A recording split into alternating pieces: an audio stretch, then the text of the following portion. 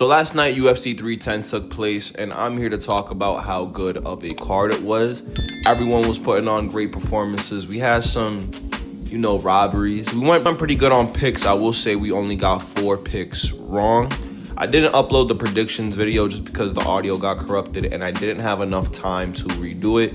And I am dropping this a little late because of work, but we don't care about that. We're here to talk about how good the card was. And to kick this off, I just want to talk about, my goodness, Pantoja. Oh my God, that fight was incredible, right? What a absolute dominant, beautiful performance from Pantoja that was. He was very crisp with his boxing early on in the first round, just dropped Asakura. And speaking of early on in the first round, the first exchange was fucking nuts because Asakura just fucking jumps and sends a flying knee clean on Pantoja's face.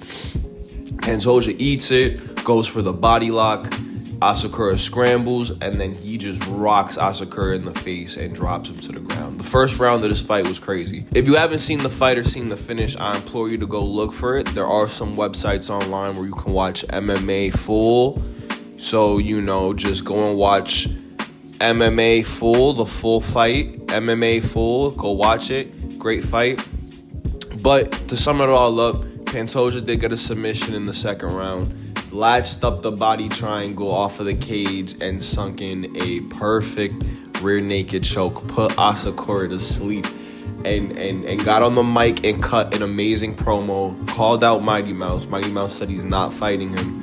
Would be probably an amazing fight. I feel like Pantoja, where they're both at now, would give him a run for his money. But DJ's a retired man. He's not coming back to fight Pantoja. But Pantoja does need, some kind of legacy win. They are running back the same couple of fights at flyweight, and it's not looking good with Asakura losing and, Royval being the number 1 contender. We could very well potentially see a third Royval and Pantoja fight or a Pantoja-Kai Kara-France rematch. But I was doing some thinking. If we want to give Pantoja a legacy win against a great flyweight champion, then I think either Henry Cejudo or Deiveson Figueiredo should move down from bantamweight and fight Pantoja. Henry Cejudo was talking about moving down to 125 around the time the UFC 306 was happening. He mentioned he wanted to fight Brendan Moreno and that there were a lot of talks from going on to 125. The guy was dominant at 125, beat DJ Dillashaw. I think that warrants him an immediate title shot. And then you have Figueiredo, who Deiveson Figueiredo arguably tied with number 2 spot right now with Pantoja, maybe number 3, but he is one of the few men to beat Pantoja in his career and is the only man to drop Pantoja. So I think if they do a rematch, that'd be a pretty big fight. Now for Asakura, I would like to see him fight somewhere in like the top 5. I think he had a lot of good showings against Pantoja, really fast, really dynamic striker. Real crazy and has a lot of pop. Like that flying knee in the first 10 seconds was nuts, and then he went for it again later in the first round. So he has a lot of skills, and I would have liked to see the fight with Pantoja play out 5 rounds, because that fight would have been a fucking war. Pantoja got the finish, shut up a lot of people that called Pantoja a boring decision merchant, and got Asakura the fuck out of there. It was amazing. I'm glad to see Pantoja get love, because I've been rocking with Pantoja for forever. I'm a big Pantoja guy. I'm glad to see the fans fucking with him. And he has, aura now. He shaved his head. He had the fit in the post-fight press conference. He just finished this guy. He's dominating 125.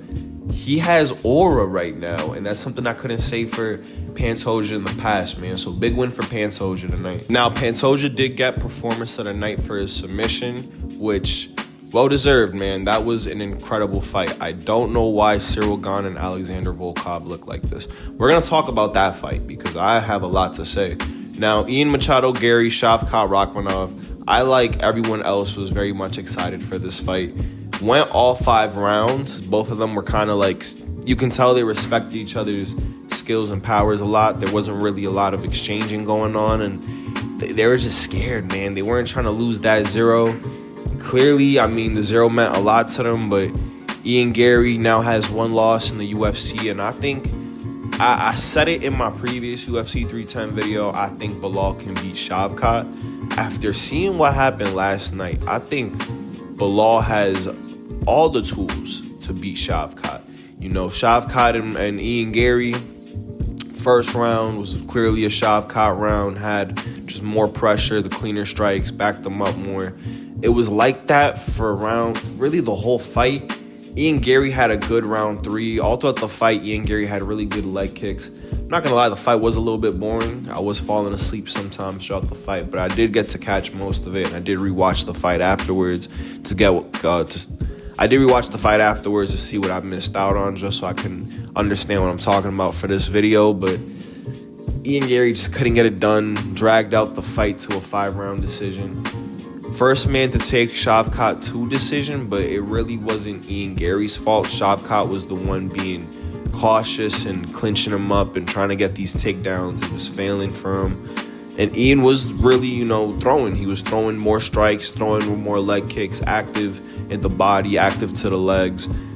But he just, it's like I said, man, the physicality of Shavkat just really ended up being too much because Shavkat was just failing these takedowns and holding on for dear life. End of the 5th round, Ian Garry locks in a perfect rear naked choke. He literally has everything to finish this, and Shavkat reverses position. It would have been so sick if he got that rear naked choke with like 30 seconds left. But he just couldn't finish it, man. It's the same thing that happened with MVP in the MVP fight.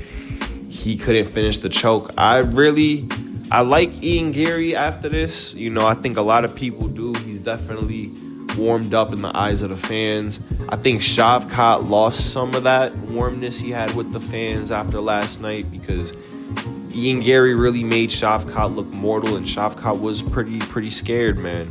But Ian Garry, I think he still has a bright future. I think both of these guys eventually will rematch, either for the belt or under some other circumstances. But I feel like they will cross paths again, and I can see Ian Garry getting a win. So, not the most entertaining fight, but still a good fight nonetheless. I don't know why Gane and Volkov look like this, so we're just not going to focus on Gane. We're going to look at Volkov, or we'll keep it like this. You can kind of see both of them. So, the fight went to decision. I picked Ciryl Gane to win by decision. Ciryl Gane lost this fight, very clearly lost this fight. I remember, I just remember, right? I was watching the fight. We just finished watching the fight. And I'm there sitting like, yeah, Ciryl Gane lost this fight. Round 1 went to Volkov. Round 2 went to Gane. Round 3 went to Volkov, right? It was clear. And then as the fight ends, I just say jokingly, watch them give it to Ciryl Gane. And I remember I went upstairs to the bathroom, and all I hear is that Ciryl Gane wins. And I'm like, there's no fucking way that Ciryl Gane won. I, along with everybody else that watched that fight, along with Ciryl Gane himself, knows that Ciryl Gane lost that fight. Because it's just the first round, Gane had nothing for Volkov in the takedowns, right? Volkov was throwing, Volkov was getting takedowns, Volkov was controlling him, right? Second round, okay, Ciryl Gane's the one in the controlling him now. Went up for a heel hook, tried going for submissions, kind of failed them. Both men were kind of trading on the feet, but he had better moments in the second round. Okay, they're 1-1 going into the third. Round 3 comes, and Volkov's putting the pressure, has him in better positions on the ground, is more active when it comes to striking on the ground, is doing a better job at ground and pound, but still loses the fight. And it sucks because I think Volkov's really good. Like he's really good. Last night showed that he's grown as a fighter since their first Gane fight. He's really good. And I still think nonetheless, I saw something on Twitter, and I don't know how true it is, because I hate when I see these things on Twitter, because Twitter can be bullshit or it could be true, and I just don't know it. So I'm going to take this with a grain of salt, right? But I saw someone saying that Dana White told Volkov and his team, or Volkov said this, that regardless of him losing, he's fighting Tom Aspinall next, right? Which I don't know how true that is, but I agree with that if that's the case, because he should be the one fighting Tom Aspinall next. Beat Pavlovich, clearly beat Cyril Gane, and it should be like that. It should be the case. And I think Gane should fight somebody like Almeida. I don't know who. Heavyweight sucks. Heavyweight's fucking shitty. Maybe he can get a title shot. Who knows? Who cares? Volkov won that fight. Got robbed in broad day. It sucks because he's at the tail end of his career. He's been around for a long time. He's not going on a run like this anytime soon. So it sucks, man. It really does. Next fight, Bryce Mitchell, Chrome Gracie. Bryce Mitchell got the knockout. Now, I predicted Bryce to win. I didn't predict him to win by knockout. I predicted him to win by decision. And with the way the fight was looking, I thought we were going to get a decision anyways. But round 3, Chrome Gracie pulls guard. Mitchell just fucking picks him up, slams him, and just elbow, right on the chin too, puts Chrome Gracie out cold. Like it was ridiculous, right? The whole fight was the usual Chrome Gracie things, not going for takedowns, staying in guard. Almost got an armbar in round 2, but Bryce Mitchell just survived it. Bryce Mitchell was going for takedowns more. Striking, really, Chrome Gracie wasn't doing much other than being on his back. Gave up these positions half the time to Bryce and then got elbowed at the end. I never want to see a Chrome Gracie fight ever again, right? Nate Landwehr, Doo Ho Choi, right? This fight, I feel so fucking locked, bro, because the parlays I made did not hit, unfortunately. And we're going to talk about why they didn't hit. Picked Doo Ho Choi to win by knockout. I feel like a genius, right? Doo Ho Choi got a 100% finish rate. Nate Landwehr gets rocked every time he fights. He was going to go out there and stand with Doo Ho Choi. I just thought it was a no-brainer that Doo Ho Choi was going to get a knockout, and he does. Standing TKO against Nate Landwehr, dominated him over 3 rounds. You guys see the numbers on screen, 32-114. Doo Ho Choi whooped his ass. Great win for the Korean Superboy.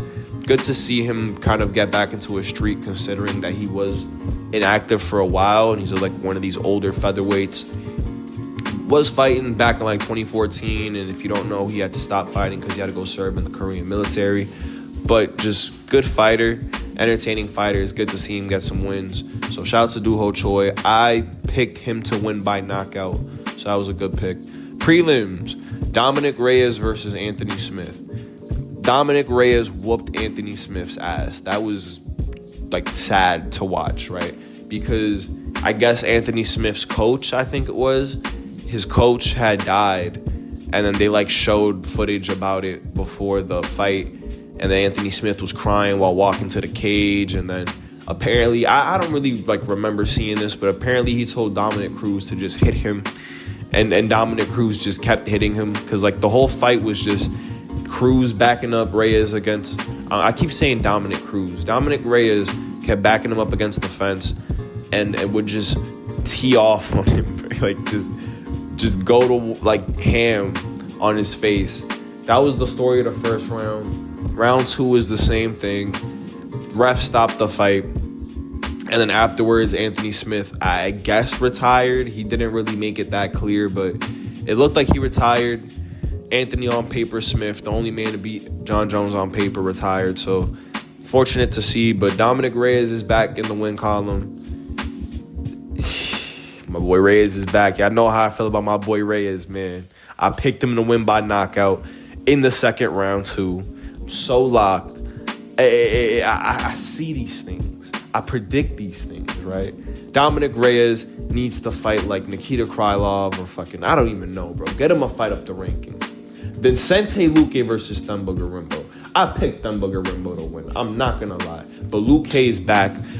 30 seconds in, 52 seconds in actually, latches up fucking the most insane looking just Darce choke and puts Gorimbo to sleep. Luque was so locked. He's back. I should have never picked against him.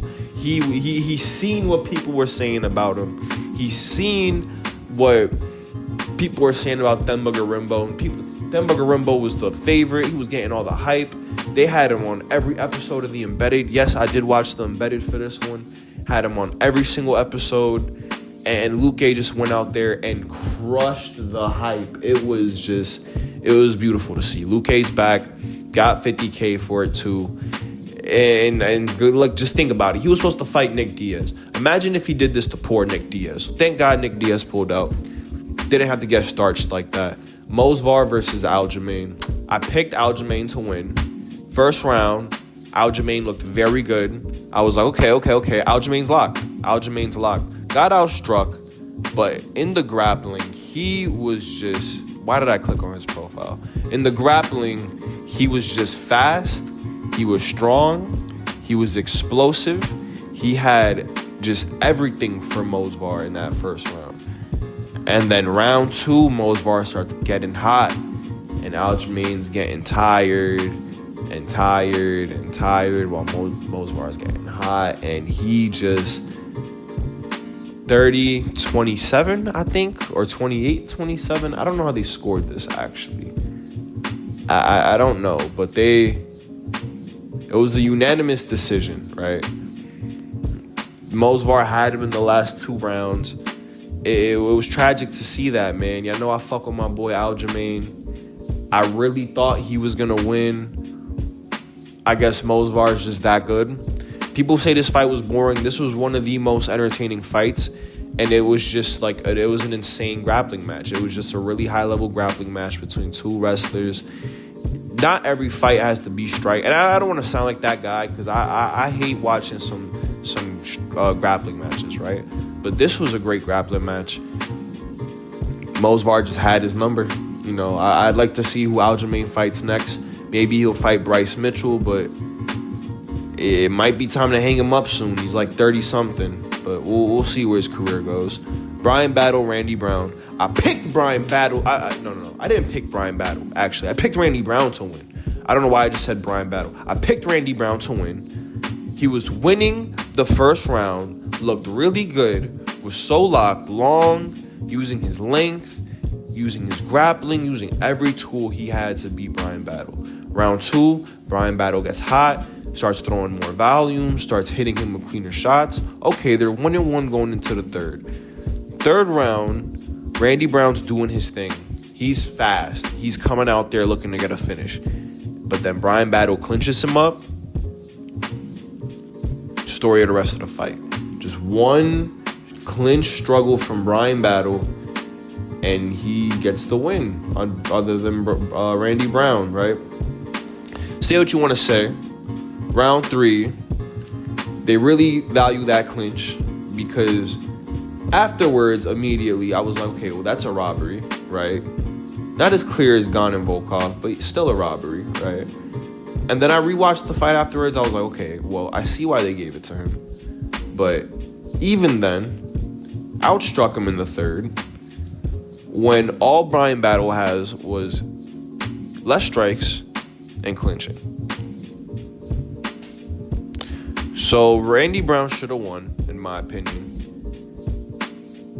I don't know what the judges were on, but they were not in my favor tonight, let's just say. So I'd like to see what's next for Randy Brown. Hopefully he can get back into, or not back into, but he can get into the top 15. Chris Weidman, Eric Anders. I picked Chris Weidman to win. Chris Weidman looked very good in the first round, kinda.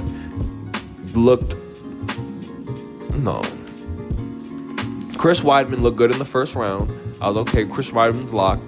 And then round 2, Anders just popped off and planted Chris Weidman, right? I did not see that happening either way. So for him to just drop Chris Weidman and just ground and pound plant him was ridiculous. So Eric Anders got the win. I picked Chris Weidman by decision. We didn't do good on the prelims. Main card was perfect. I picked everything on the main card with accuracy, other than Bryce Mitchell by submission or by decision, right? Everything else picked with the most care, the most accuracy. And then Chris Weidman lost, right? So, Chris Weidman did not get the dub. He should retire. Joshua Van, Cody Durden. Oh my God, this fight was amazing. How did he not get fight of the night? I don't know. But Joshua Van whooped Cody Durden's ass, and it was incredible. He was in the pocket. He just kept staying in there with the dirty boxing. And first round, he came out with that crisp, clean boxing combinations. I was like, yeah, Van's about to put on a masterclass. And then Durden gets the takedown, and I start to panic. I'm like, bro, please don't do this for the rest of the fight. And Van's struggling, but he gets out. I'm like, okay, Van's locked. Piecing him up. Beautiful combinations. Ripping the body. Uppercuts. Hooks. Clinch striking. Round 2, same thing. Round 3, same thing.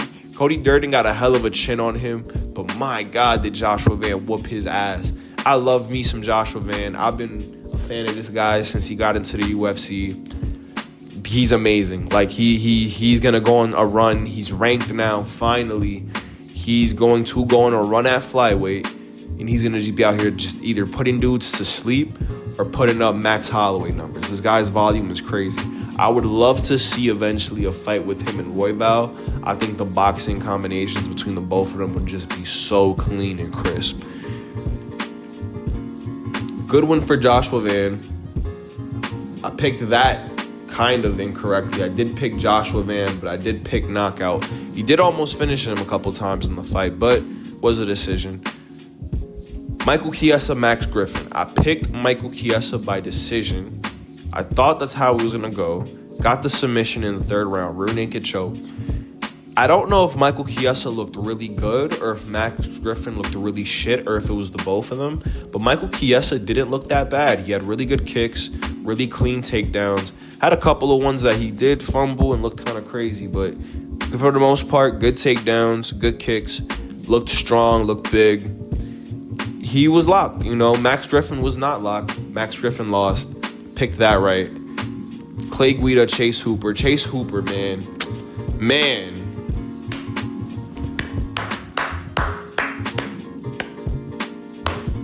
Give it up for the GOAT. The future champion of the 155 division. Chase the Dream Hooper, ladies and gentlemen.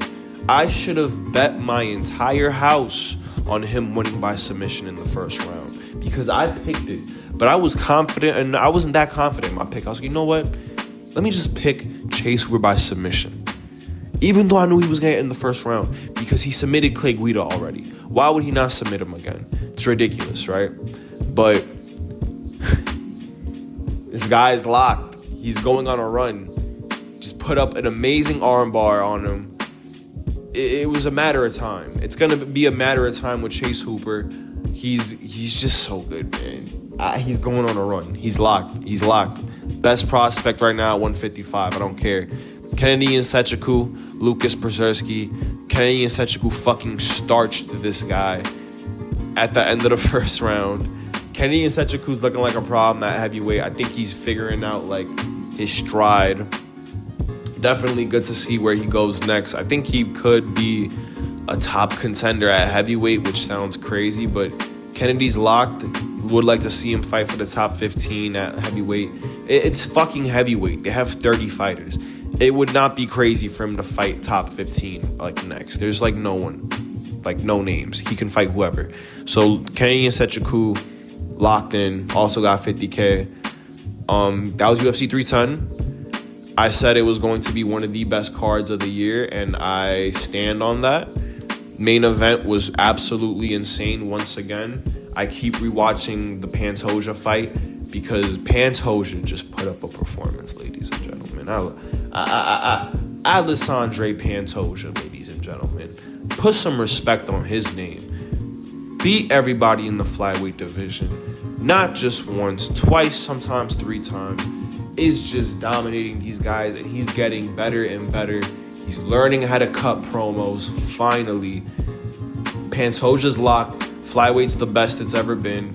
I think he should fight. Well, he should fight Royval next. Royval is the number 1 contender. He beat Tyra. He deserves the title shot.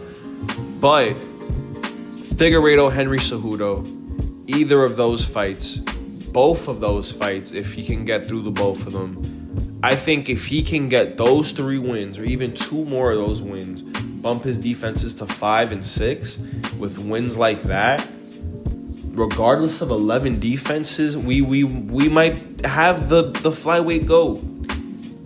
It's crazy. It's like, sure, DJ got 11 defenses, but he didn't defend against Moreno, potentially. He didn't beat Moreno, should say. He didn't beat Royval. He didn't beat Erceg. He didn't beat Asakura. He's not fighting these guys. He's fighting fucking Tim Elliott. You know, first career UFC fight. He's fighting fucking Ali Bagatinov. He's fighting fucking Ray Borg. He's not fighting these guys. And I love Mighty Mouse. Mighty Mouse is probably all-time GOAT number. I think he's the GOAT all time. And I think his resume is shitty. But even then, Pantoja's on a run. People need to start putting some respect on his name, man. 3 defenses in the UFC. Tied with Islam, tied with Pereira for most defenses at the moment. Those are some crazy names to have in your bracket, man. So shouts to Pantoja. Underrated as fuck. I tell y'all all the time, man. Pantoja pay-per-views, man, they're sleepers. 301, banger. 310, banger. It's just, that's my guy, man. Put up a good fight. So let me know what you guys think in the comments below. What did you think about some of these fights? How do you feel about the main event? How do you feel about some of these picks? What were your picks? Let me know in the comments below. Let's start a discussion. If you like the video, make sure to leave a like. If you like videos like these, make sure to subscribe to the channel and turn on post notifications so you never miss out on a video. And I'm going to see you guys in the next one. Peace.